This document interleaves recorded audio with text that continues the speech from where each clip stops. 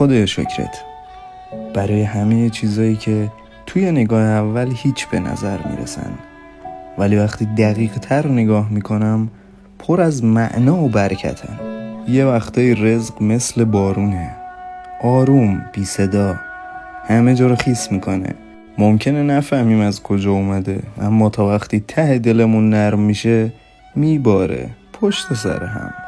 خدایا شکرت که رزق فقط اسکناس و عدد نیست، یه حسه، یه جریان زنده است بین من و تو. وقتی که دل من آماده و باز باشه تو میفرستیش، اما اگه دلمو با ترس ببندم خودم سد میسازم جلوی رودخونه برکت و رحمتت. یه روز فهمیدم برکت یعنی هر چی بیشتر ببخشی بیشترش رو تو زندگیت حس میکنی. فهمیدم برکت یعنی چیزی کم نمیشه با دادن، زیاد میشه با عشق. فهمیدم برکت یعنی زیاد شدن هر چیزی که از روی محبت خرجش کنی.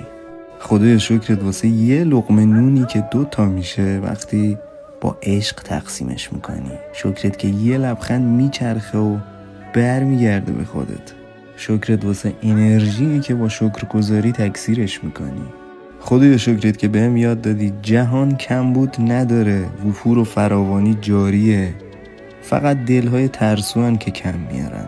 هرچی بیشتر شکر کنم بیشتر میبینم که زندگی پر و پیمونه، همیشه داره و همیشه میفرسته، اما فقط اونایی ازش بهره‌مند میشن و میگیرن که منتظرن با ایمان، نه با اضطراب.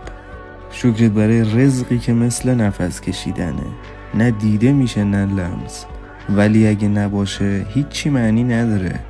برای برکتی که وقتی با نیت درست حرکت میکنم خودت پشت صحنه مسیر رو صاف میکنی واسم. خدایا شکرت که قانون فراوانیت عادلانه است. تو بهم گفتی که هر چی بیشتر بدی از همون بیشترش رو برمیگردونی به سمتم. پس امروز تصمیم میگیرم بیشتر عشق بدم، بیشتر آرامش بدم، بیشتر شکر کنم.